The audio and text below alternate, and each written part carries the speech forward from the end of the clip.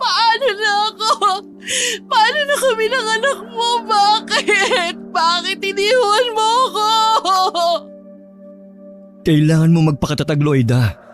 Alang-alang sa magiging anak nyo. Nandito naman kami para alalayan ka.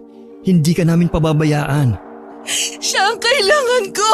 Ang asawa ko! Bakit? Ano bang malaking kasalanan ng asawa ko? Bakit ginawa nila to sa kanya? Nauunawaan kita sa paghihinagpis mo. Huwag kang mag-alala.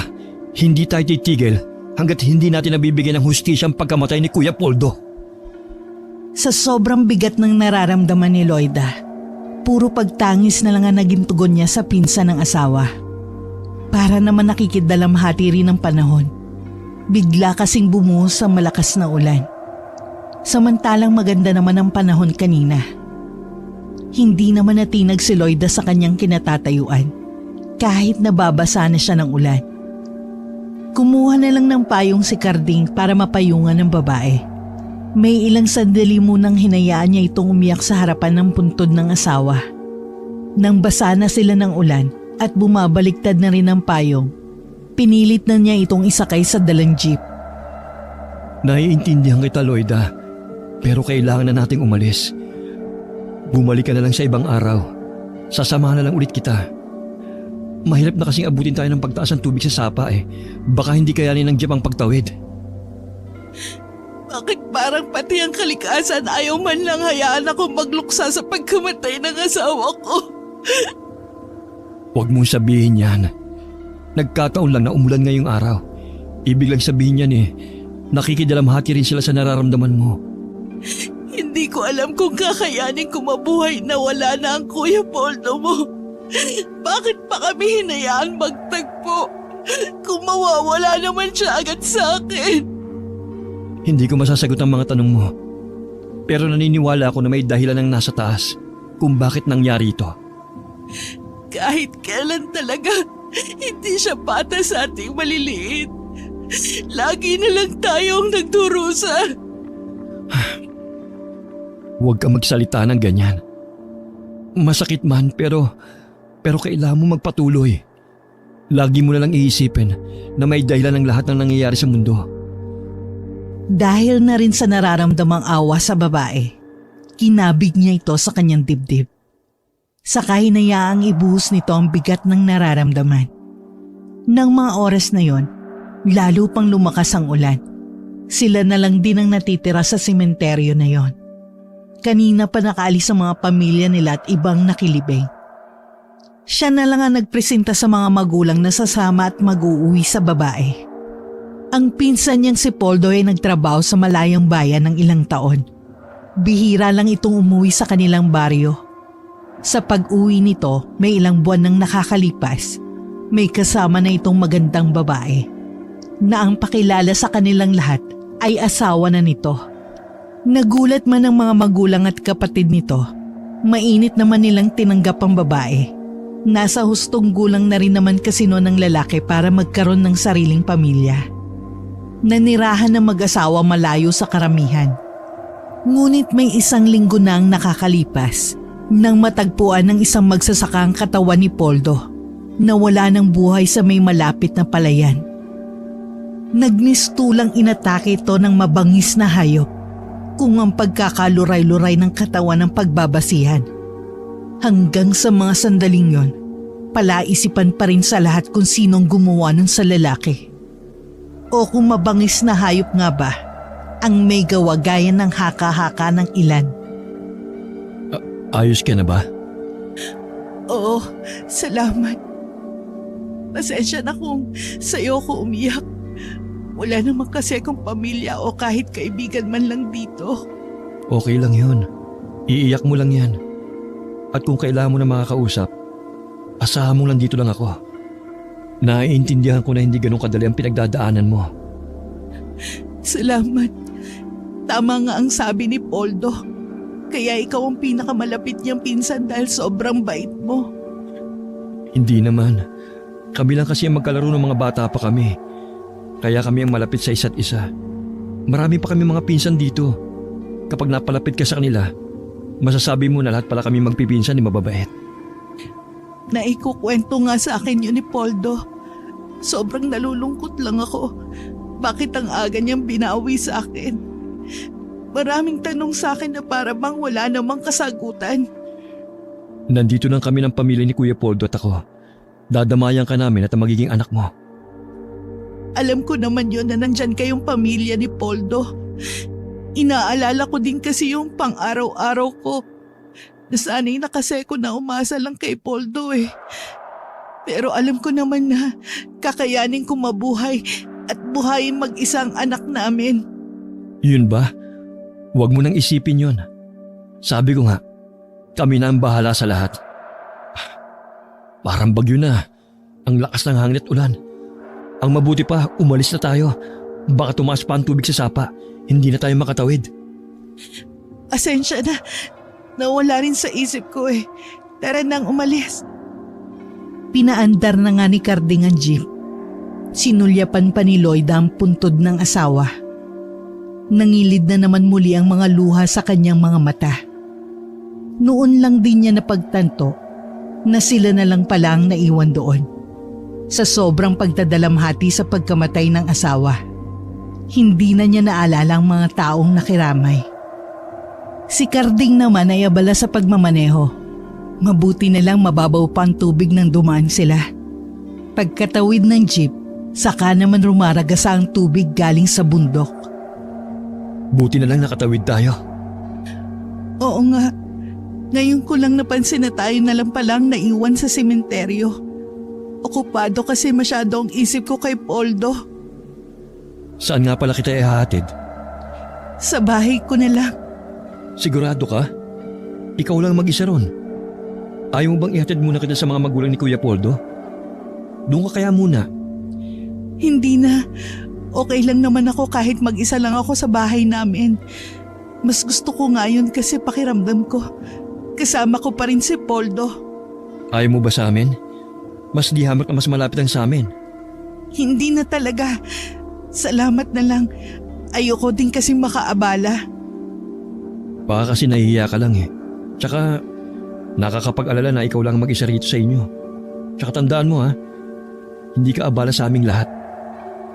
Kahit anong pagpupumilit ni Carding ay hindi niya makumbinsi ang babae. Tumila na rin ang ulan ng mga sandaling yon.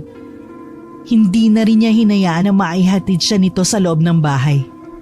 Pagkatapos magpasalamat, ay nagmamadali nang pumasok ito sa kanilang bahay. Nag-aalala na tinanaw siya ni Carding. May ilang sandali pa bago niya pinaandar ang jeep at umuwi sa kanila. Sinalubong naman siya ni Mang Pinggoy. Basang-basa ka ng ulan ah. Inabot ba kayo sa sementeryo? Oo tay, ayaw pa po kasing umalis ni Lloyd eh. Kami na nga lang po ang naiwan dun eh. Saan mo siya hinatid? Sa bahay po nila. Ayaw naman po niyang doon muna kay Natsyong at Tiyang eh. Kahit nga po dito sa atin, inalok ko na. Ayaw po talaga. Nag-aalala nga po ako eh, kasi mag-isa lang siya sa kanila tapos buntis pa siya. Ewan ko nga ba sa mga magulang ni Poldo. Parang wala man lang silang simpatya sa manugang nila kanina. Dapat silang umaalalay kay Lloyda. Pero ikaw pang nasa tabi niya. Napansin ko nga po kahit nung burol ni Kuya Poldo, hindi man lang nila nilapitan si Lloyda. Akala ko po dahil lang sa nagluluksa rin sila. Pero ngayon pong binanggit nyo, sigurado na ako na may problema sa pagitan nila. Ang totoo niyan meron talaga. Simula nung dalhin nila si Lloyda sa baryo natin, mabigat na di umano ang dugo nila rito. Ayaw naman nilang sabihin kung bakit. Pinakikisamahan lang daw nila dahil kay Poldo. Akala ko po ba okay lang sa kanila na mag-asawa si Kuya Poldo? At nasa tamang edad na rin to. Yun din nga ang alam ko eh. Hayaan na nga natin sila. Huwag na tayong mangialam pa. Ang mabuti pa, magpalit ka na ng damit mo. Baka mamaya magkasakit ka pa. Tumangulang si Carding at pumasok na sa kanyang silid. Napaisip siya ng malalim tungkol sa mga magulang ni Poldo.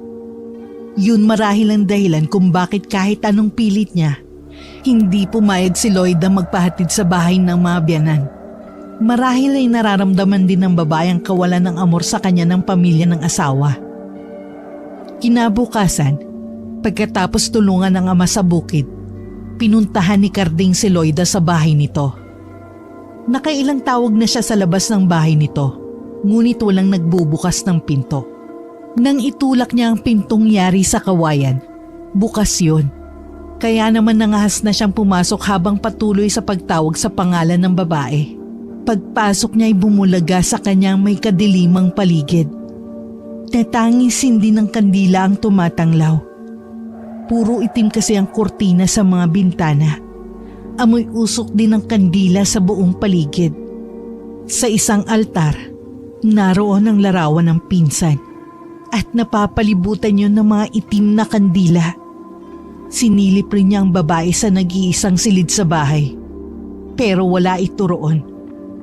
Muli na lang siyang lumabas ng bahay. May kalahating oras din siyang naghintay bago dumating ang babae. Anong ginagawa mo rito? Ha? Gusto lang sana kitang kumustahin. Okay naman ako. Siguro masasanay din ako na wala na talaga si Poldo sa buhay ko. Saan ka nga pala galing?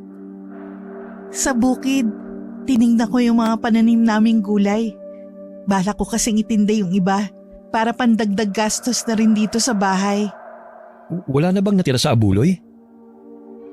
Hindi ko alam yun. Hindi naman kasi akong humawak nun eh. Ganun ba? Baka may maitulong ako sa'yo. Ano naman kaya ang maitutulong mo? Kahit na ano. Pwede kitang ipagsibak ng kahoy o kaya ipag-igib ng tubig. Alam ko kasing bawal sa'yo mabibigat na trabaho dahil sa kalagayan mo. Salamat na lang. Marami pa naman akong panggatong dyan. At yung poso naman malapit lang. Kaya ko pa naman mag-igib. Talaga bang ayaw mo muna sa bahay naming tumira? Para may makasama ka lang. Nag-aalala kasi ako sa iyo eh. Kahit na mga magulang ko nagsabi na pwede ka sa amin. Huwag mo na akong alalahanin pa. Nakakaya naman kung aabalahin ko pa kayo ng pamilya mo. Tsaka mas makakakilos kasi ko dito dahil wala akong pinangingilagan. Tsaka napansin pala ni tatay na parang hindi kayo okay ng pamilya ni Kuya Poldo. Ha? Ano kasi, parang ako yung sinisisi nila sa nangyari kay Poldo. Ewan ko, pakiramdam ko lang naman yun. Bakit naman? Hindi ko alam. Hayaan na lang natin sila. Naiintindihan ko naman na may pinagdadaanan din sila. Hindi lang naman ako ang nawalan eh. Kung masakit sa akin ang pagkawala ng asawa ko, mas higit sa kanila na pamilya niya. Hindi maaari yun. Lalo't magkakaanak na kayo ni Kuya Poldo. Pati ba anak nyo idadamay nila? Wala akong magagawa sa bagay na yon. Kung meron lang sana akong ibang mapupuntahan, aalis na lang ako dito. Gusto ko na lang magpakalayo-layo. Matanong ko lang, wala ka bang ibang mga kamag-anak? Lola ko nagpalaki sa akin. Maaga kasi ko naulila sa ama. Yung nanay ko naman, hindi ko na nakilala. Sabi ni Lola, basta na lang daw itong umalis, sanggol pa lang ako. Kamamatay lang ng lola ko nung magkakilala kami ni Poldo.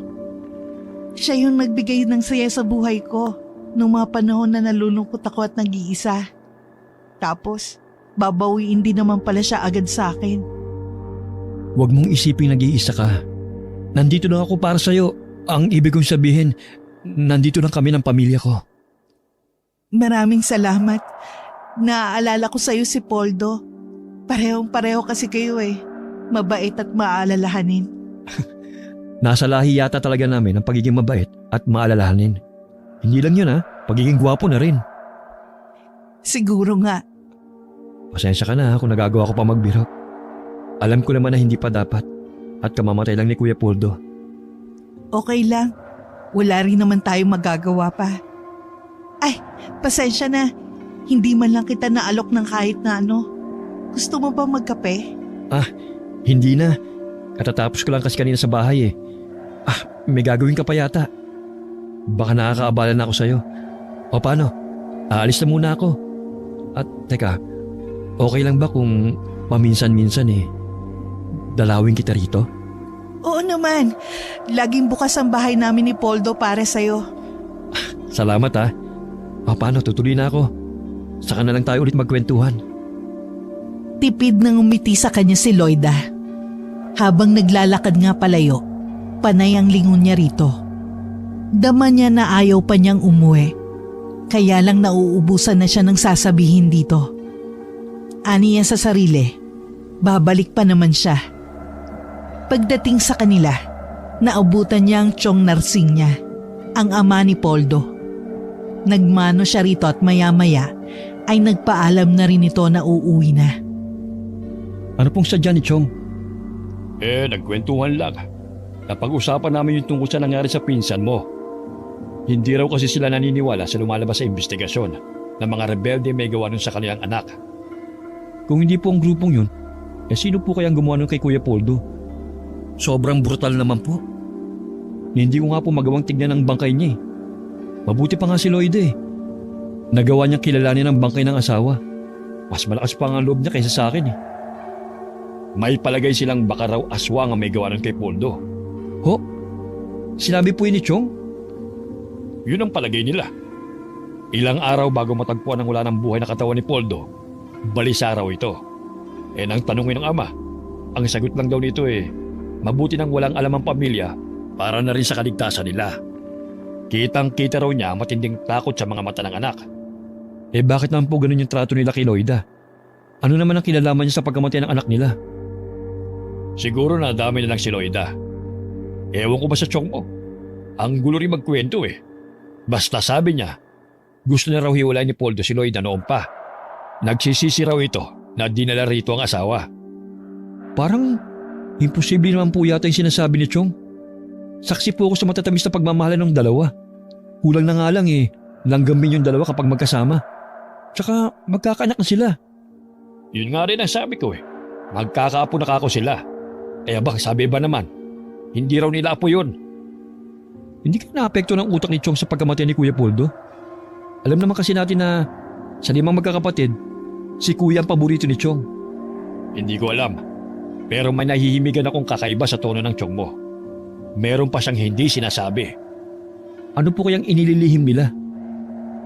Ay nako, malakas ang kutob ko na may alam siya kung sinong pumatay sa pinsan mo. Aswang man o tao, malamang kilala nila. Dapat siguro balango si Lloyda. Wala kang babanggitin sa babaeng yon. Alalahanin mo, hindi pa natin siya lubusang kilala. Huwag mong ibusan tiwala mo sa kanya. Kailan lang siya dinala rito ng pinsan mo? Bakit po? Huwag niyong sabihin na pati kayo nag-iisip ng hindi maganda kay Lloyda. Hindi naman sa ganon. Kaya lang, kapag sinabi mo sa kanya, baka mabanggit mo rin ang mga sinabi ng Chong mo. Para na rin tayong gumatong niyan Hayaan mo lang siyang walang alam. Ang naiipit po sa sitwasyon ay si Lloyda. Hawa-hawa naman po sila ng magiging anak niya. Nasa tiyan pa lang ng ina Pinagkakaitan na ng pagmamahal ng pamilya ng tatay niya. Malay mo, kapag lumabas ang bata, lumambot ang puso ng Chong mo. Sana nga po. May iba nga lang po pala ako. Okay lang po ba na paminsan-minsan puntahan ko si Lloyda? Nagpapaalam ka pa sa lagay na yan? Galing ka na nga sa kanya kanina? Gusto ko lang naman po siyang kumustahin Hindi naman kita pinagbabawalan na magkagusto sa babae. Pero sana pumili ka naman. Huwag sa asawa ng pinsan mo. Si tatay naman, kung ano-anong iniisip. Parang nag-aalala lang ako doon sa tao Alam niyo naman na mag-isa lang yung tao sa buhay Alam mo, tatay mo ako, kaya kilala kita. Akala mo ba hindi ko napapansin ang kakaibang titig mo kay Lloyda? Kahit noong pang nabubuhay si Poldo. Nagaganda lang po ako sa kanya, yun lang po yun. Walang mali siya yun sa akin. Kakaiba naman talaga ang ganda niya kumpara sa mga kadalagahan dito sa atin. Baka ang paghanga na nararamdaman mo kung saan mapunta. Ngayon pa lang sinasabi ko na sa'yo na pigilan mo na habang maaga pa. Hindi po manghiherang iniisip nyo. Malaki po ang respeto kay Kuya Poldo. Kahit wala na po siya, hindi ko siya magagawang ahasin. Mabuti na yung malinaw. Iba kasi kapag puso ng pinairal, handang hamakin ang lahat, masunod lang ang nais nito. Si tatay, naging makata pa. O bakit? Totoo naman Huwag mo akong tawanan dyan. Oo nga pala. Bakit ba ako natatawa kamamatay lang ni Kuya Poldo? Sana naman, mabigyan na ng hustisya sa lalong madaling panahon ang nangyari sa kanya. Yan ang hiling ng lahat. Lalo na ng pamilya niya. Natulala ka na dyan. Wala lang po, Tay. Kakauwi mo lang eh. Parang nandun na naman sa baba niyo ng isip mo. Tara na nga sa loob. Naiiling naman si Carding na sumunod sa ama na pumasok sa loob ng bahay. Hanggang sa pagtulog ay labis na binabagabag ang binata. Kahit itanggi man niya ng paulit-ulit, batid niya na tama ang kanyang ama. May pagtingin nga siya kay Loida. Kaya kahit noon, hindi niya ito matawag ng ate. Pilit niyang iwinaksi sa isip ang nararamdaman. Nakukonsensya rin siya dahil alam niyang nagkakasala na agad siya sa kanyang pinsan. Biling baliktad siya sa higaan hanggang kusa na lang siyang iginupo ng antok. Kinabukasan, maaga siyang namasada ng jeep. Dati ang kanyang ama ang namamasada sa naipundar nilang jeep. Pero simula nang lumabo ang mga mata nito, ay siya na ang nagpatuloy sa pamamasada. Mas ginusto na rin niya yon kaysa humanap pa ng trabaho na may amo. At least yon, siya ang amo at hawak pa niya ang oras niya. Nang araw na yon, sinadya niyang magpagabi ng pag-uwi. Gusto niya kasing hindi magkaroon ng dahilan para mapuntahan na naman si Loida. Matapos maiparada ng maayos ang jeep sa tapat ng bahay nila, bumaba na siya at pumasok sa loob ng bahay. Nagmano siya sa mga magulang at ipinagtimpla naman siya ng kape ng kanyang ina. Ginabi ka yata anak. Madami po kasing pasahero ngayon eh. Nanghihinayang naman po ako kung uwi kagad ako. Sayang din eh. Sa bagay nga. Pero sa susunod huwag naman masyadong gabing-gabi na. Nag-aalala kami ng nanay mo sa iyo eh. Alam mong delikado ng panahon ngayon. Kung hindi sa masasamang loob, baka sa nila lang ng dilim ka mapahamak. Huwag po kayo mag-isip ng ganyan. Lagi po ako nagdadasal sa may kapal. Kaya alam ko pong hindi niya ako pababayaan kapag nasa labas po ako ng bahay natin. Salamat naman at talagang malakas ang pananampalataya mo. Pero mas maigi na rin yung nag-iingat ka. Opo, Tay. Mas aagahan ko na po ang uwi bukas. Teka, kumain ka na muna. Baka gutom ka na. Mamaya na po. Huubusin ko lang po itong kapeng tinimpla ni nanay. Kumain na po ba kayo? Oo, gutom na daw kasi ang mga kapatid mo eh. O sige, maiwan na kita dyan ha. Ikaw na munang bahala magsara ng mga bintana at pinto. Opo, Tay. Ako na pong bahala rito. Magpahinga na po kayo. Dahil sa maghapong pamamasada, tamilmil na kumain si Carding. Hinihila na rin kasi siya ng matinding antok. Dahil puyat din nung nagdaang gabi. Pagkalapat pa lang ng likod sa katring hinihigaan, maya-maya lang ay nakatulog na ang binata. Kinabukasan, maaga muling nagising si Carding para mamasada. Palabas na siya ng baryo nila nang madaanan niya si Loida. Hinintuan niya ang babae at pinaupo niya sa harap ng jeep. Loida, saan ka pupunta? Sa bayan lang, may kailangan lang akong bilhin. Kumusta ka na nga pala?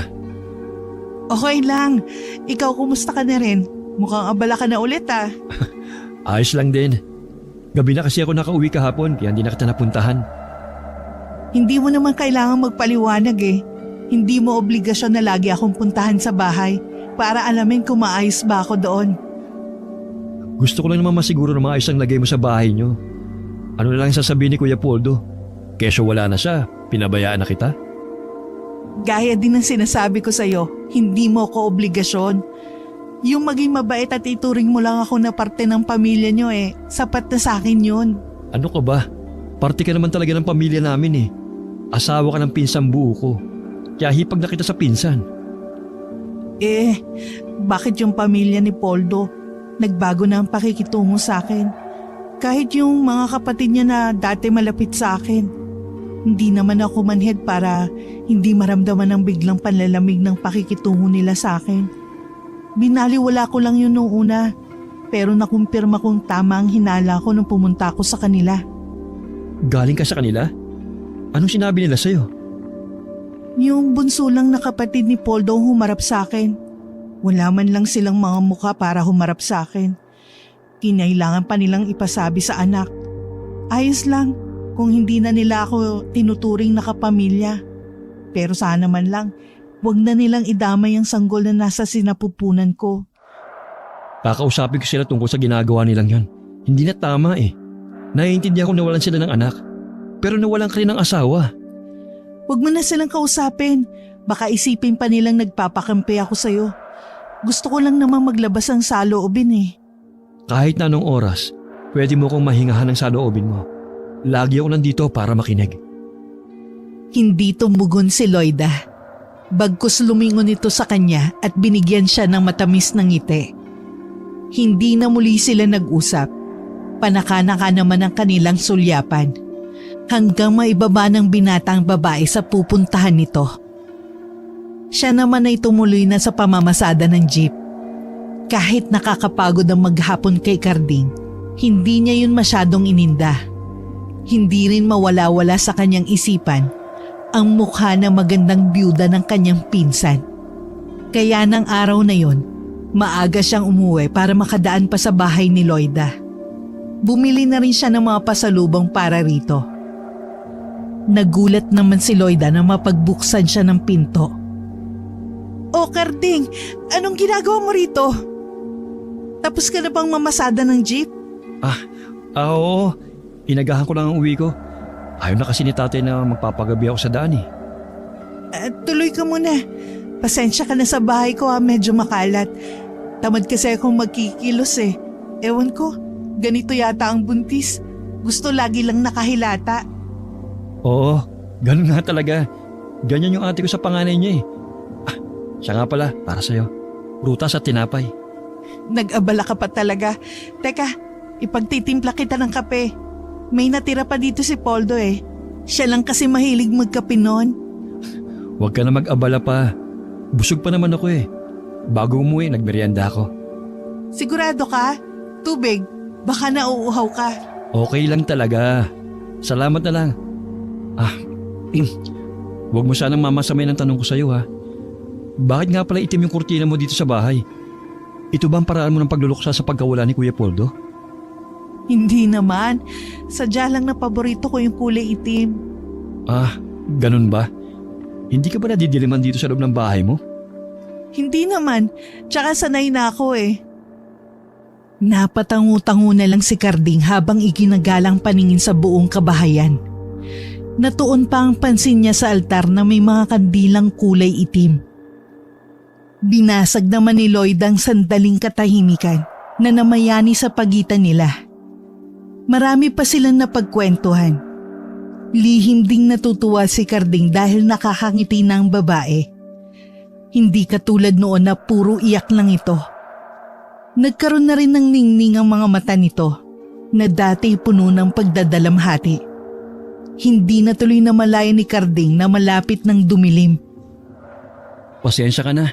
Nakalimutan ko. Meron palang inuutos sa akin si tatay. Ganun ba? Hindi ba pwedeng iutos na lang sa iba mong kapatid? Nako, alam mo naman yung iba kong mga kapatid eh. Mga mahiyain yun. Takot humarap sa mga tao.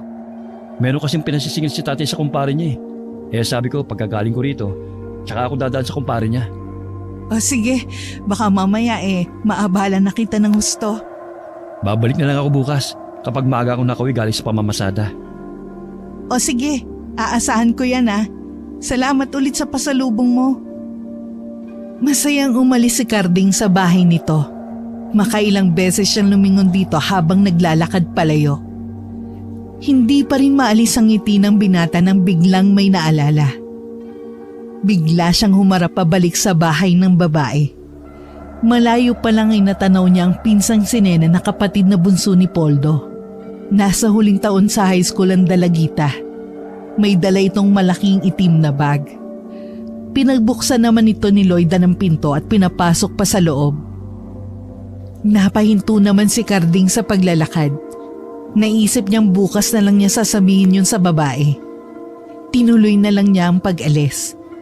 Bago umuwi ng kanilang bahay, dumaan muna siya sa bahay ng kumpare ng ama para kunin ang perang ipinangako nito. Kinabukasan, madaling araw pa lang ay umalis na si Carding para sigurado siyang makakauwi na maaga. Nang araw na yon, naging balisa si Carding sa hindi niya malamang dahilan. Parang hinihila ang paa niya pauwi. Hanggang sa makauwi siya ng bahay. Isang masamang balita ang sumalubong sa kanya. Malungkot at may luha sa mga mata nang salubungin siya ng kanyang ama. Mabuti naman dumating ka na, anak. Pabalik na ako ulit sa bahay ng tiyong mo. Sumabay ka na sa akin paroon. Ano bang kamalasan itong nangyayari? Ano po bang nangyari? Si Nene, ang pinsan mo. Natagpo ang patay kaninang umaga sa may palayan. Malapit kung saan nakita ang katawan ng Kuya Poldo niya. Oh, paano? Ano nangyari? Yung mag-amang magsasaka na nakita sa katawan ni Nene. Hindi pa matukoy yung salarin. Yung paraan ng pagkamatay, kahalin tulad lang din sa kuya niya. Ang mabuti po sumakay na po kayo sa jeep. Si nanay po. Nandun na silang lahat sa bahay ng tiyong mo. Kauwi ko nga lang at hinihintay nga kita. Nung iwan kong tiyang lupi mo nawalan to ng malay. Galit na galit naman ang mga pinsan mong lalaki. Parang papatay ang mga itsura nila. Mabuti na nga lang kinausap ng kuya mo at yun, mga huminahon naman. Bakit nangyayari ang lahat ng to? Bakit? Hindi maganda ang kutob ko sa nangyayari. Sana naman mali ang sapantaha ko. Ano po bang kutob nyo, tay? Baka aswang talaga may gawa nito gaya ng sabi ng tiyong mo. Mahirap pong basta na lang maniwala sa teoryang yan. Kahit pa sabihin na totoong may aswang, kailangan pa rin po ng ebidensya na magpapatunay. Ay nako, tama ka dyan. Kaya lang, paano mo ipapaliwanag ang paraan ng pagkamatay nila? Hindi po ba nilang hinanap kagabi si Nene? Sino kasama niya? Hindi pa kasi makausap ng matino mag-asawa kanina. Kahit ako, kapag nalaman ko kung sino may gawa nun kay Nene, baka sa kamay ko siya pagbayarin. Anong kasalanan ng bata? Hindi nga naglalabas yun Puro bahay at eskwelahan lang. Sobrang bait at masunurin sa mga magulang. Bakit? Kung aswang nga ang nasa likod ng pagkamatay ng magkapatid, hindi mo maaari ikatwiran yan. Hayok sa laman at dugo ang mga nilalang na yon. Nandito na po pala tayo. Marami na pong tao. Baka kumalat na po ang balita. Kanina wala pa ang mga yan Doon mo na lang iparada ang jeep natin. Bababa na ako rito. Sumunod ka na lang sa loob. Sige po, tay. Nagpupuyos pa rin ang kalooban ni Carding na maglakad papasok. Nakilala niya ang mga tao sa bahay na yon na halos kamag-anakan nila. Naroon din ang kapitan ng baryo. Patuloy pa rin sa pagtangis ang Tia Lupe niya. Nakayukom ang kamao at bakas ang matinding galit sa mga pinsang lalaki. Umiiyak naman ang mga pinsan niya. Sa di kalayuan, kausap ng ama ang kanyang tiyo Narsing. Lumapit pa siya sa mga ito para mapakinggan ang usapan ng mga to. Natitiyak kong aswang may gawa nun kay Nene. Pero sino naman ang aswang sa lugar natin? Maliban na lang kung dumadayo pa dito sa atin para lang mambiktima. Nandito lang din siya sa baryo natin. Huwag mo munang tukuyin ang pinaghihinalaan mo. Mahirap yung magbintang na lang basta. Pasensya na po kung makikisabat po ako sa inyo, Chong. Itatanong ko lang po kung saan huling nagpunta si Nene kahapon. Ang sabi ng tiyang lupi mo, nagpaalam daw ito na may pupuntahan sandali. Akala daw niya sa kaklase lang pupunta. Pero pinunta na namin kagabi ang lahat ng mga kaklase niya. Pero lahat sila iisa lang ang sagot. Hindi raw nanggaling sa kanila si Nene. Anong oras po kaya siya umalis ng bahay kahapon? Pasado 5:00 raw ng hapon yon. Nang hindi na muling nagsalita si Carding, muli nang nag-usap ang kanyang ama at tiyuhin. Ang binata naman ay kinausap ang mga pinsang naroon. Kahit kaharap ang mga kamag-anak, tila naglalakbay ang isip ni Carding. Kanina, habang kausap ang tiyuhin, muntik na siyang madulas na sabihin na nakita niya si Nene sa bahay ni Loida. Mabuti na lang hindi niya yun naibulalas. Nag-aalala kasi siya na baka mapasama ang babae kung sasabihin niya yon. Alam naman kasi niya na walang kinalaman ng babae sa nangyari sa Dalagita. Ilang sandali pa, inabala na lang niya ang sarili sa pakikipag-usap sa mga pinsan na halos mga kaedad niya. Unang gabi ng burol ng pinsan niya, may hinahanap pang mga mata niya sa mga naroon. Sino bang hinahanap mo? Si Loida po. Napansin niyo po ba siya? Hindi pa. Baka hindi pupunta. Dapat po pala dinaanan ko na. Baka nahiya na pumunta rito na mag-isa. Parte siya ng pamilya. Kapatid ng asawa niya ang namatay. Dapat hindi siya nahiya magpakita rito. Baka din po masama ang pakiramdam kaya hindi nagpunta. Siguro ka. Pero dapat magpakita siya rito sa mga susunod na araw. Bilang respeto man lang sana. Bukas po pupunta ako siya sa kanila. Hindi naman sa nangingialam ako sa iyo, anak. Pero alam mo naman ang mga tao, madaling manghusga. Sana huwag ka masyadong maglalapit sa hipag mo na maraming tao sa paligid. Alalahanin mo na asawa siya ng pinsan mo. Wala naman po kaming ginagawang masama Tsaka, wala na naman po si Kuya Poldo. Noon pa man malapit na ako sa kanila. Hindi nila kami pwedeng pag-isipan na masama. Noon yung buhay pa ang pinsan mo. Ngayon kasi, hindi na maganda na makita kayo ng mga tao na magkasama. Tay naman, pati ba kayo binibigyan nyo ng malisyo yung pag-alalay ko kay Loida? Hindi naman sa ganon, anak. Gusto lang kitang iiwas sa mga mata ng mga tao mapanghusga. Hindi ko naman sinasabi na iwasan mo siya at huwag mo nang tulungan. Pero sana, kapag maraming tao, huwag ka masyadong maglalapit sa byuda ng pinsan mo. Opo, susundin ko po yung sinasabi nyo. Para di naman sa yung sinasabi ko. Hindi na nakasagot pa ang binata nang may lumapit na kaibigan sa kanyang ama. Nag-usap na ang mga ito. Samantalang siya ay pumunta sa kusina ng bahay para kumuha ng mga kape na ipinamimigay sa mga nakikilamay. Hanggang umagay naroon ang buong pamilya ni Carding. Pagkatapos ng almusal ay nagpaalam siya sandali na uuwi muna ng bahay. Pero ang totoo niyan, sa bahay ni Loida ang kanyang tungo. Pupungas-pungas pa ang babae nang mapagbuksan siya ng pinto. Nakabestidang bulaklaki ng babae at wala pang suklay ang buhok.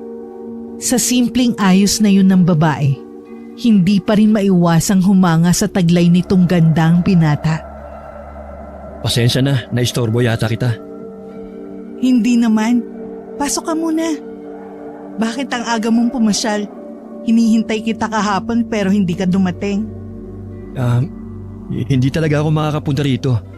Nandun ako sa bahay ni Chong Bakit nga pala hindi ka nagpunta kahapon? Bakit naman kailangan akong pumunta sa kanila? Huwag mong sabihin na hindi mo pa alam yung nangyari kay Nene. Iyon ba? Siyempre alam. Ibig ko lang sabihin hindi naman ako kailangan doon. Napansin mo naman na hindi ako tinuturing na parte ng pamilya nila. Kahit na, sana man lang isinantabi mo muna yung nararamdaman mo bilang respeto. Pamilya pa rin sila ni Kuya Poldo. O sige, pupunta na lang ako doon. May itatanong nga pala ako. Anong ginagawa rito ni Nene kahapon? Ha? Si Nene? Matagal ko na yung hindi nakikita. Ha? Sigurado ka ba? Oo naman. Bakit? Sino ba nagsabi sa'yo na nagpunta siya rito? Wala. Nabanggit kasi ng pamilya niya na nagpaalam na may pupuntahan sandali. Akala ko nanggaling dito. Sabi kasi ng mga kaibigan niya na hindi naman daw nagagawin si Nene sa kanila. Nakakaawa naman yung nangyari sa kanya, no? Parehong-pareho sila ng pagkamatay ng kuya niya. Paano mo nalaman na pareho sila ng pagkamatay ng kuya niya? Ha? Narinig ko lang kanina nung nagpunta ako sa tindahan. Pinag-uusapan nila. Maiba ko. Gusto mo ba ng kape? Hindi na. Baka kasi hindi ako makatulog mamaya Plano ko kasing umidlip muna sa bahay bago bumalik kina Chong. 3 araw nga lang palang lamay. Bakit nagmamadali yata sila na mailibing si Nene? Samantalang si Poldo nun 5 araw. Yung kasi napagkasunduan ng pamilya nila. Tsaka habang pinatatagal kasi, lalo lang silang nasasaktan sa pagkawala ni Nene. Kahit ako, sobrang nasasaktan din at hindi matanggap ang nangyari. Susubukan ko makapunta mamaya. Kaya lang hindi rin ako maaaring magtagal. Alam mo naman ang kalagayan ko. Kahit sumaglit ka lang, maintindihan naman nila ang kalagayan mo Alam nilang hindi ka maaaring magpuyat. O paano? Uuwi na muna ako. Ang bilis naman yata. Talaga bang uwing-uwi ka na? Pasensya ka na. Inaantok na kasi ako eh. Babawi na lang ako sa'yo sa mga susunod na araw. Napangiti naman si Loida sa kanyang tinuran. Hindi na siya nito pinigilan ng makaalis. Habang naglalakad pa uwi si Carding, paulit-ulit niyang sinariwa ang mga sinabi ng babae na hindi pumunta sa bahay nito si Nene. Samantalang kitang-kita niya nang papasukin nito ang dalagita sa bahay nito. Bakit siya nagsinungaling? Katulad din kaya ng iniisip ko na baka mapag-isipan siya ng masama ni Nachong. Lalo tuloy sumakit ang ulo ko. Binilisan na lang niya ang paglalakad dahil kanina pa siya nalulula sa antok. Pagdating sa kanila, nagmano lang siya sa mga magulang na paalis na muli. Tumuloy na siya sa kanyang silid at natulog. Hindi alam ni Carding kung gaano siya katagal nakatulog, pero nagising siyang naliligo sa sariling pawis. Napanaginipan niya kasi ang magkapatid na Poldo at Nene. Magkasama daw ang mga yon na tumatakbo sa may palayan. Tila may humahabol sa mga ito. Pakiramdam niya, nasa katawan siya ni Poldo. Nang lumingon siya para tingnan kung sino humahabol sa magkapatid, doon na siya nagising. Ano kaya ang ibig sabihin ng panaginip kong yon? Humihingi ba ng tulong sa akin ng magkapatid? Para mabigyan sila ng hustisya? May ilang sandali rin na nasa ganong ayos ang binata, bago naligo at nag-ayos para bumalik sa burol ng pinsan. Pagdating sa bahay ng tiyuhin, agad niyang hinanap ang ama. Nakita naman niya itong palabas ng kusina.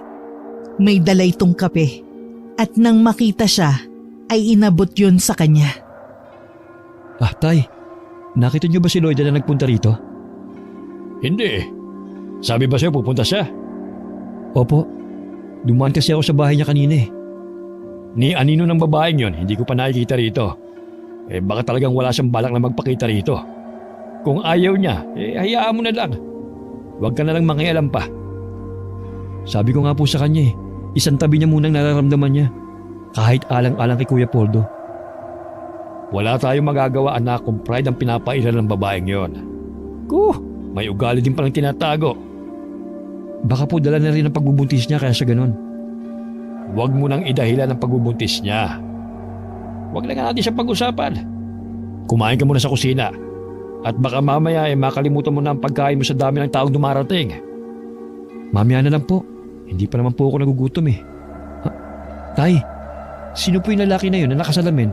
Ang tinutukoy mo ba yung kausap ng Chong Narsing mo? Oo, yun na nga po. Mukhang hindi taga rito sa baryo natin ha. Kilala sa tawag na Tata Aldo. Magaling na albularyo na nakatira sa kabilang bayan.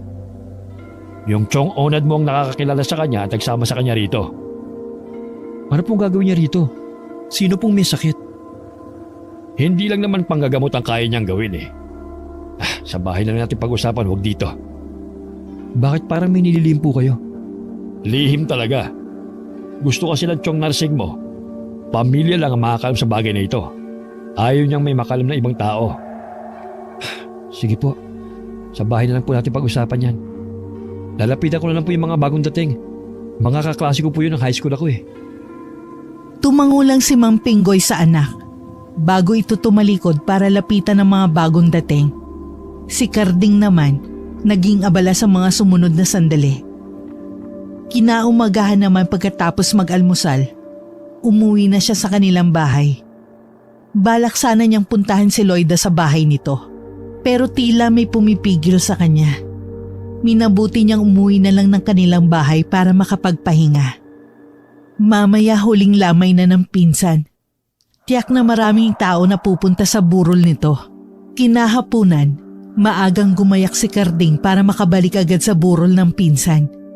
Gaya ng inaasahan, dinagsa ng mga taong huling gabi ng lamay. Hindi mahulugan ng karayong malabas ng bahay sa dami ng mga tao.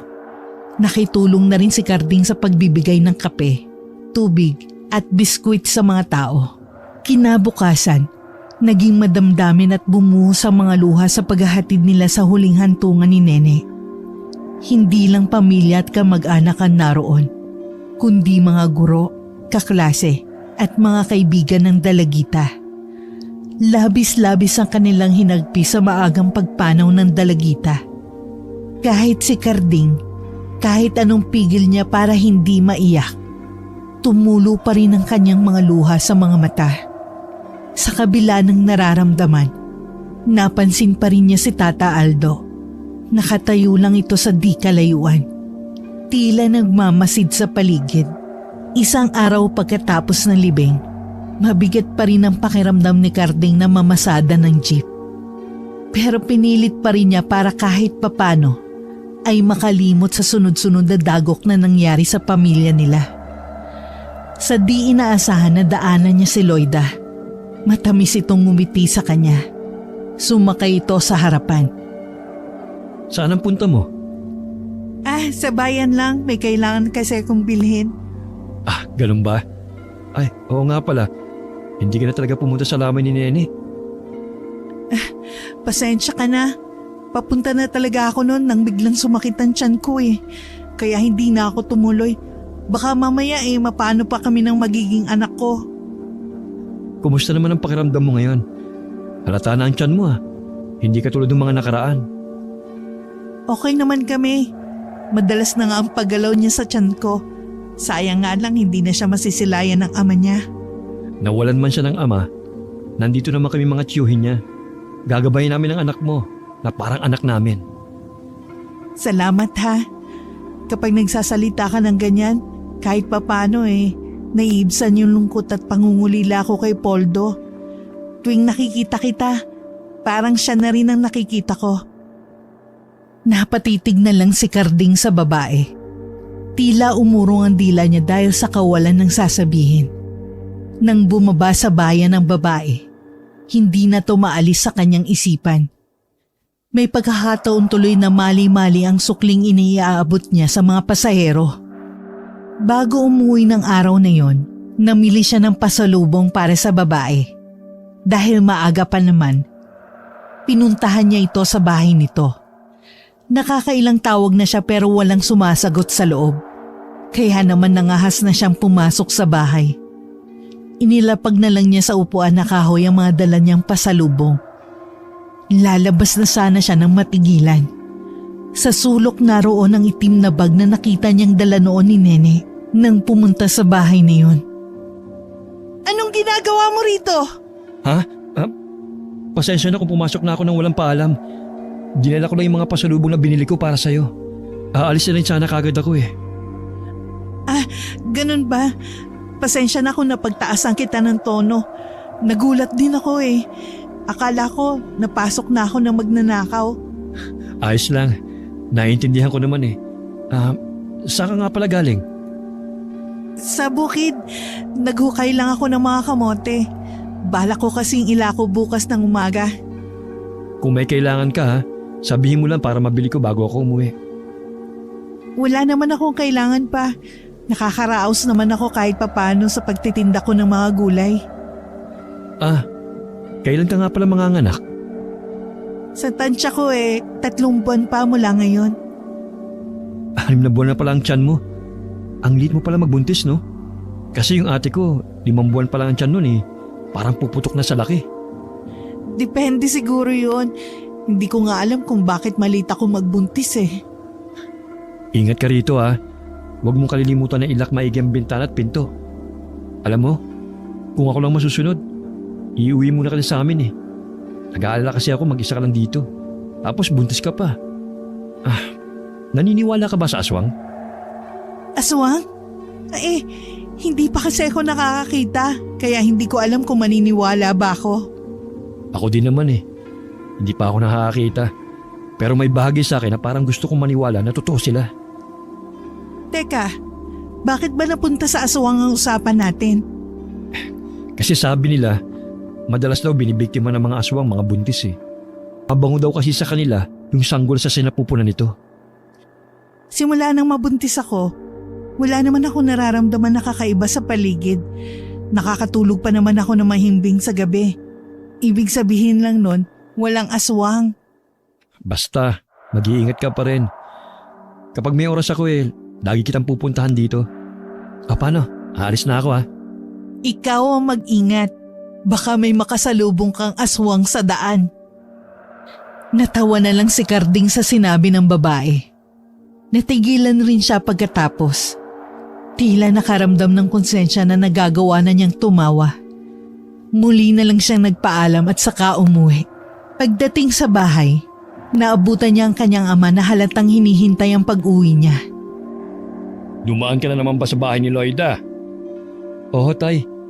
Dinalan ko ng kahit anong pwedeng ipasalubong. Inano ko pa nga na kung maaari dito muna sa atin eh. Ayun, tumanggi na naman. Tutal kasi wala nang pakialam sa kanya ang pamilya ni Kuya Poldo. Alam mong hindi siya maaaring dumito. Ano na lang sasabihin ng mga tao? Ayoko naman na mapagchismisan ka. Gagaya lang po ba tayo kina Chong Narsing na wala nang pakialam sa mga nugang at apo? May dahilan sila kung bakit ganun ang kanilang pakikitungo sa babaeng yon. Anong dahilan nila?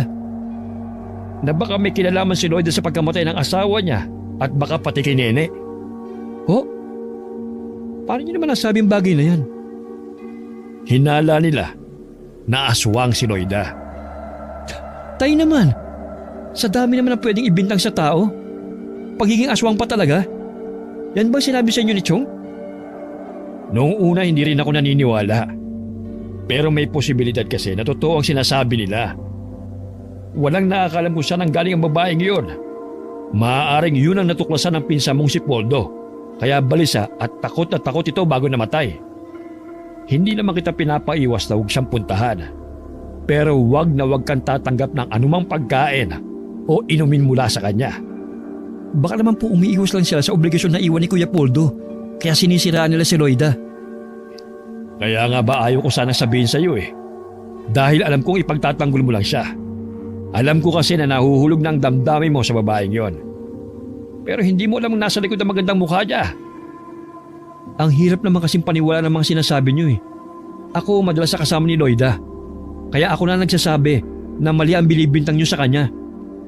Nauunawaan naman kita eh. Pero sana wag madudulas ang dila mo sa babaeng yon. Baka ikapahamak pa ng tiyong mo at ng pamilya niya. Hindi niya dapat mahalata na pinaghihinalaan na siya. Alam ko naman po yun. Huwag po kayong mag-alala. Mag-iingat ako sa mga bibitiwan kong salita kapag kaharap ko si Loida. Ayoko rin kasi siya masaktan eh.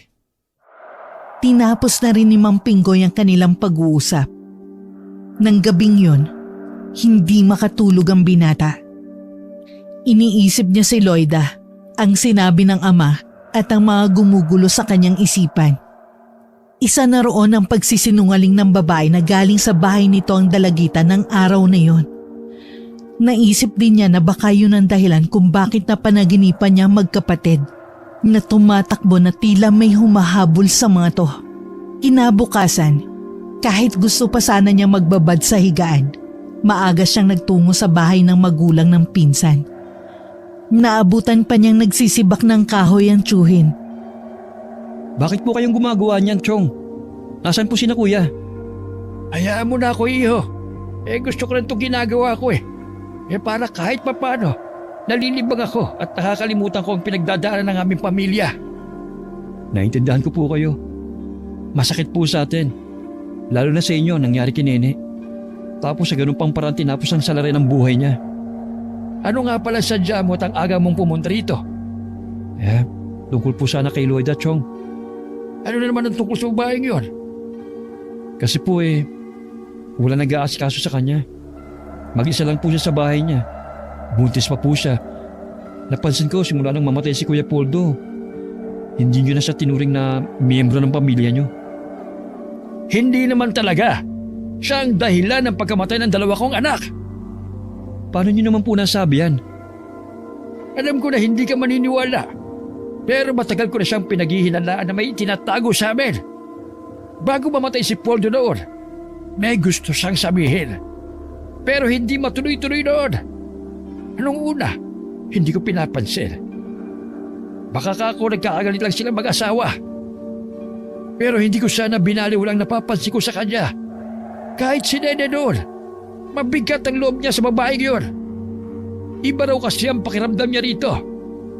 At kung inaakala mo na pinababayaan namin siya, ilang araw bago mamatay si Poldo, nagsabi ito na kapag may masamang nangyari sa kanya, huwag na huwag daw kaming lalapit kay Loida, ano man ang mangyari. Sinabi po yun ni Kuya Poldo sa inyo? Pero bakit? Anong dahilan niya? Ano pa nga ba? Maaring tama kami. Isang aswang na pangasawa ng pinsan mo. Kaya ikaw, mag-iingat ka sa babaeng yun. Mahirap po Chong na magbintang na walang ebidensya na magpapatunay. Paano po kung mali kayo?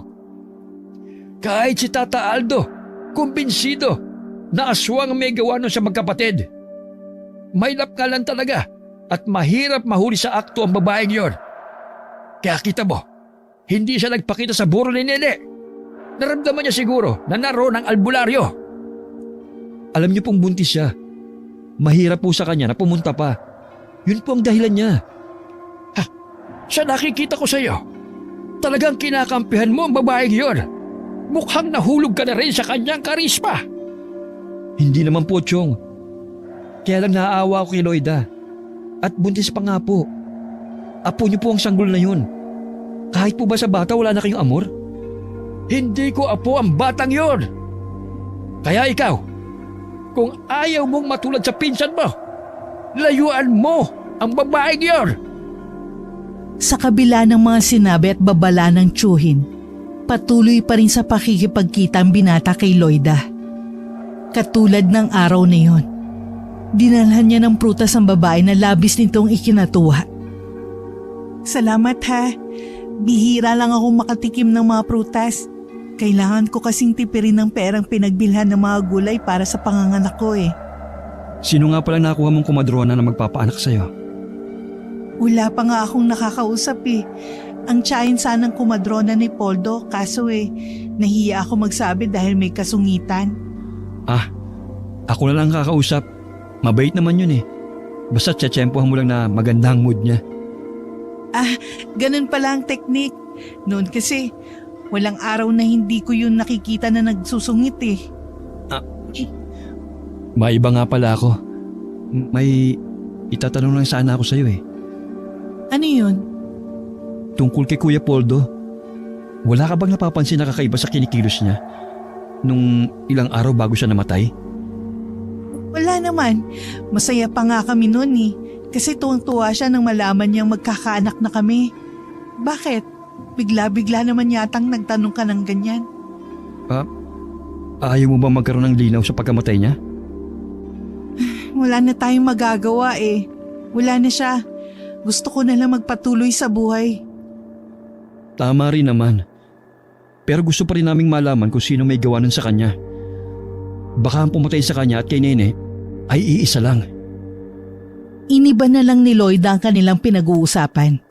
Napansin ng binata na hindi ito komportable na balikan ang nangyari sa asawa. Hindi na lang ulit siya nagtanong pa. Pagka-uwi, lalong nadagdagan ng mga isipin niya. Lalo siyang naguluhan at para siyang naiipit sa isang sitwasyon. Gusto niyang maniwala sa pamilya ng pinsan, pero mas nananaig sa kanyang awa at damdamin para kay Loida. Nakukonsensya rin siya na hindi niya sinasabi sa pamilya na noong araw na yun ay nakita niya nang galing sa bahay ni Loida ang dalagita. Naroon kasi ang takot niyang madiin lalo ang babae. Sa dami ng gumugulo sa kanya, hindi na niya namalayang kanina pa siya pinagmamasdan ng mga magulang. Mukhang may mabigat kang problema. Sabi nga ng nanay mo kausapin kita. Nagugulan lang po kasi ako eh. Dahil na naman ba kay Loida? Oo, at meron pa po. Nakukonsensya po ako na hindi to sa inyo sinasabi. Ano naman yun? Meron ka bang hindi sinasabi sa amin? Nung araw na nawala si Nene, huli ko po siya nakita nung pinuntahan niya si Loida. Nakita ko na pinapasok pa siya sa bahay nito. Nang tanungin ko siya kung nanggaling doon si Nene, itinanggi niya na nagpunta ron. Naisip ko na baka natatakot lang siya na baka mapag-isipan siya ng hindi maganda. Diyos ko, kahit gano'n ang sinasabi ng tiyong mo dalangin ko pa rin na sana nagkakamali sila.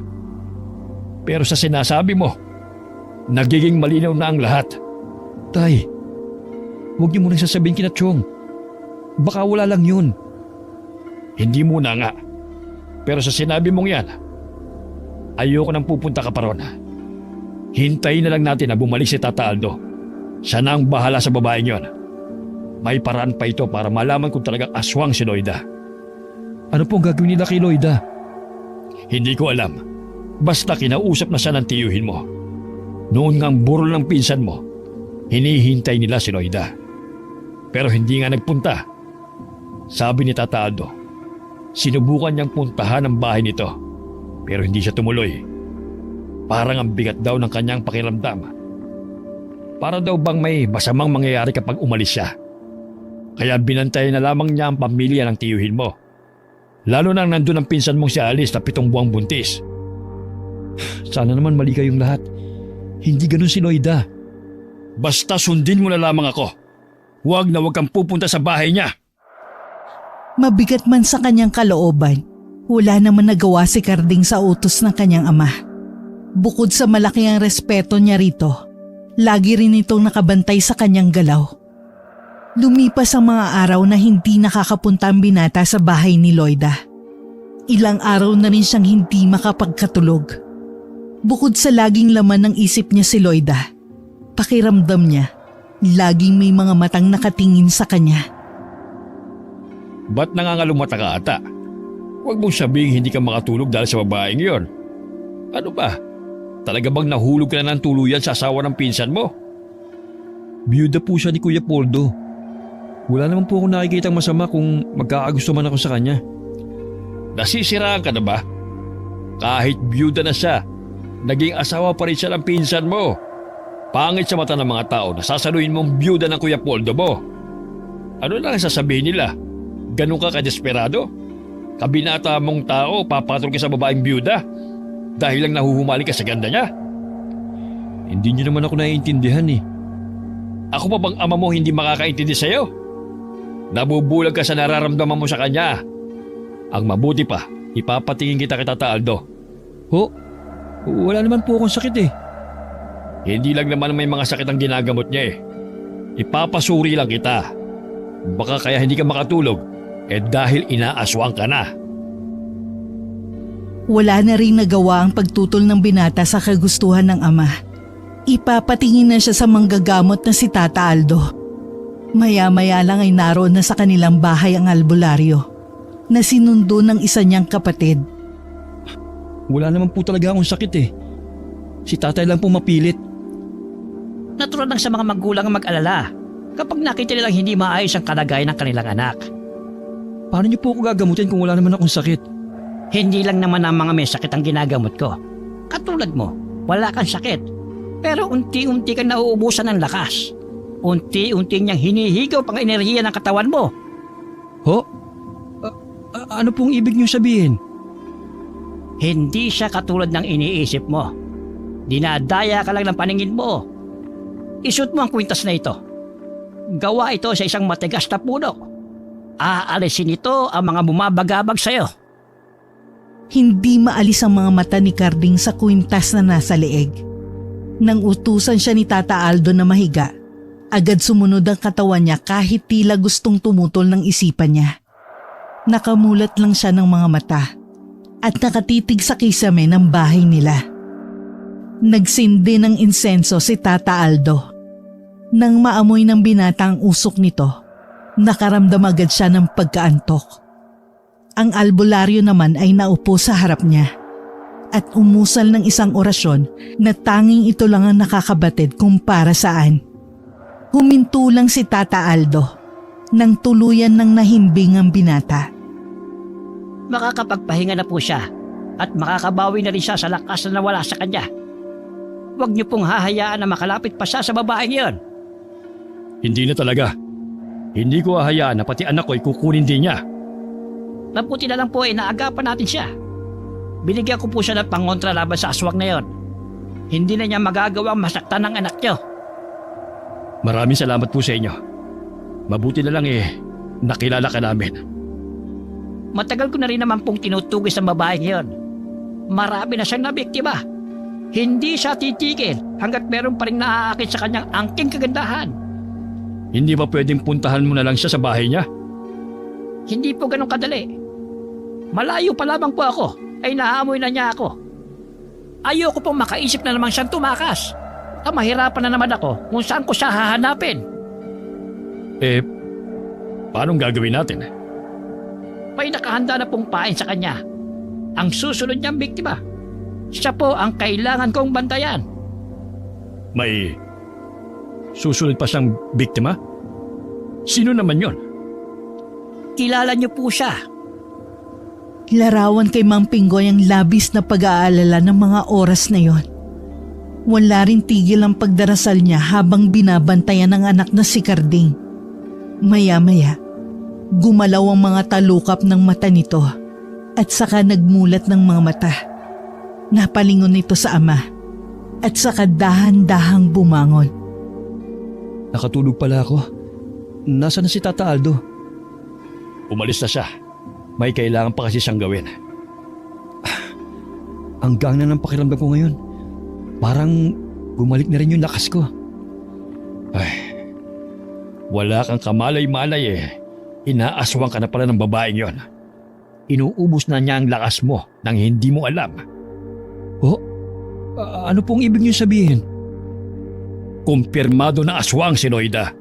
Kaya huwag ka nang lalapit sa babaeng yon. Dahil sa katigasan ng ulo mo, muntik ka nang mapahamak. Ano pong gagawin ng albularyo na yung kay Loida? Huwag mo na silang pakialaman. Oh, saan ka pupunta? Pupuntahan ko lang po si Loida. Ano? Huwag kang umalis. Ang tigas talaga ng ulo mo. Naghahanap ka talaga ng ikapapahamak mo. Kaya ko po ang sarili ko. Huwag po kayong lalabas ng bahay. Huwag mo kong pagsabihan. Huwag ka rin lumabas ng bahay. Karding! Bumalik ka rito! Mapapahamak ka lang! Kahit anong pigil ni Mang Pinggoy, hindi pa rin niya napigilan ng binata na lumabas ng bahay. Napalabas naman ng silid ang asawa at ibang anak. Bakas rin sa mukha nila ang pag-aalala sa binata. Pupuntahan ko lang ang manggagamot sa bahay ni Nena Rasing. Magsarado kayo ng bahay. Yung mga sinabi ng manggagamot na pangontra, huwag niyong kalilimutan. Matapos itali sa bewang ang itak, ay pumanaog na rin si Mang Pinggoy. Sa ibang direksyon siya dumaan papunta sa bahay ng nakakatandang kapatid. Pero napahinto rin ng biglang nag-iba ang ihip ng hangin. Mahigpit na hinawakan ng matandang lalaking itak na nasa bewang nito. Samantala, hinihingal naman ang nakarating sa bahay ni Loida ang binata. Agad siyang kumatok kasabay ng pagtawag sa pangalan ng babae. Pero walang tugon mula rito sa loob. Umikot pa siya sa mismong bintana ng silid nito sa pag-aakalang mahimbing lang ang tulog nito. Pero wala pa ring sumasagot. Kaya naman, pinangahasan na lang niyang pasukin ang bahay nito. Sumalubong sa kanyang ilong ang napakasangsang na amoy na humalo na sa usok ng mga kandilang nakasindi. Napatakip pa siya ng kanyang ilong habang hinahanap ang amoy na yun. Bigla rin ang kabang naramdaman na baka may masamang nangyari sa babae, lalo't ilang araw na niyang hindi ito napupuntahan. Sa isang sulok, naroon ang malaking banga na imbakan ng tubig. Parang doon nagmumula ang masangsang na amoy. Kinuha niya ang isang kandila at inilawan ang loob ng banga. Ganun na lang ang takot na gumapang sa kanya nang makitang pira-piraso yun ng katawan ng tao. Hindi na rin niya napigilan ang pagbaliktad ng sikmura. Akmang lalabas na siya ng bahay nang mapansin ang itim na bag ni Nene. Kinuha niya yun at saka lumabas ng bahay. Paalis na sana siya nang makarinig ng mga kaluskos sa di kalayuan. Naghanap muna siya ng mapagtataguan. Sa likod ng mayayabong na damo ay doon siya nagsumiksik. Mula sa pinagtataguan, nakita niyang humahango si Loida habang hawak ang dugo ang balikat nito. Akmang lalabas siya para daluhan ito ng matigilan. Paparating kasi ang Chuin at si Tata Aldo. Sumuko ka na, Loida! Wala ka na rin mapupuntahan! Magbabayad ka sa ginawa mo sa mga anak ko! Hindi niyo ako mahuhuli! Hindi ako papayag! Isa kang halimaw! Hindi ka na dapat buhayin pa! Kaya mo bang makitang mamatay din? Ang batang nasa sinapupunan ko? Apo mo to, tanda! Anak namin ni Poldo! Wala akong apong aswang! Umangil naman ng malakas si Loida. Si Tata Aldo naman ay lumapit dito at may ipinakita na isang bagay na tila nagpatakot dito. Nagtakip pa ito ng mukha hanggang nagbagong itsura nito. Mula sa pagiging magandang babae, naging matandang babae ito. Puti ang mahabang buhok, kulubot ang balat, nanlalalim ng mga mata dala ng katandaan. Nung ginawa mo sa akin, bakit naging kulubot ang balat ko? Walang iya ka! Kahit kailan talaga hadlang ka sa mga plano ko! Yan talaga ang tunay mong itsura! Gumagamit ka lamang ng orasyon para madaya mo ang mga tao sa paligid mo! Para makahanap ka ng bagong magbibiktima! Tignan ko lang kung magawa mo pa makapangbiktima! Ni hindi mo na nga kayang tumayo mag-isa! Ibalik mo ko sa dati kong itsura! Hindi ako pwede maging matandang kukluban! Mamamatay ako! Lumabas naman si Carding sa kanyang pinagtataguan habang hindi humihiwalay ang tingin sa matandang nakalupagi sa lupa. Nagulat naman si Loida na makitang naroon siya. Carding, anong ginagawa mo dito? Nakita mo ba ang lahat? Oo, ganyan pala ang tunay mong itsura. Paano mo natin napatayin si Kuya Poldo at si Nene? Tinanggap ka nila ng buong puso nang iuwi ka rito. Yun pang napala nila sa'yo? Isa ka palang halimaw! Binahay ko naman si Poldo! Kaya lang hindi niya ako matanggap na ganito ako. Gusto niya akong palisin! Bakit si Nene dinamay mo? Anong kasalanan ng bata? Hindi ko sinasadya. Natakam lang ako sa kanya sa pagiging bata niya. Hindi ko tanggap na may masigit na maganda sa akin. Nagpupuyo sa galit ang magtsuhin sa pagtatapat ng babae. Matinding pagpipigil na lang ang ginawa ni Carding para hindi sugurin ng babae. Alam niya na wala na itong laban sa kanya. Tumalikod na lang siya. Hindi niya kasi matagalan ng pagtitig dito. Umiiyak naman si Mang Narsing. Muling sumariwa kasi sa kanya ang itsura ng mga anak na pinatay ng babae. Umalis na tayo rito. Kailangan ko pang gamutin si Pinggoy. Bakit? Ano nangyari sa tatay ko? Inatake siya ng babae niyan. Muntik na kaming mahuli ng dating. Dahil sa ibang direksyon dumaan ang ama mo. Siya ang susunod sana ng biktima niya. Dahil alam niyang hadlang ang ama mo sa plano niya sa'yo. Kumusta ng tatay ko? Hindi naman ganong kalalim ang sugat niya. Umalis na tayo rito. Kailangan kong puntahan ang itay. Huwag niyo akong iwan dito! Nagmamakawa ko sa inyo! Tulungan niyo ako! Carding! Tinapunan lang ng blankong sulyap ng tatlo ang babae bago tumalikod at naglakad palayo. Patuloy sa pagmamakaawa ito pero nagmistulang bingi ang tatlo. Walang nagawa ang babae kundi ang managhoy na lang at maghintay ng kanyang katapusan. Pagdating sa bahay, namimilipit sa sakit si Mang Pinggoy. Agad na ginamot ni Tata Aldo ang sugat nito. Sorry, tay. Muntik na kayo mapahamak ng dahil sa akin. Wala kang kasalanan, anak. Inaasahan ko na yon dahil binalaan naman ako ng albularyo. Kung hindi pa nakita ng mismong mga mata ko, hindi pa ako tuluyang magigising sa kabaliwan ko sa babaeng yon. Minsan talaga sa buhay natin, nakakagawa tayo ng mga pagkakabali. Sa desisyon man o sa pagpili ng gugustuhin nating babae. Ang mahalaga maging aral yun sa iyo. Maging mapanuri ka dapat. Huwag ka lang basta magpapadala sa ganda. Opo, tay. Tatandaan ko po yan. Matuloy na lumipas ang isang linggo.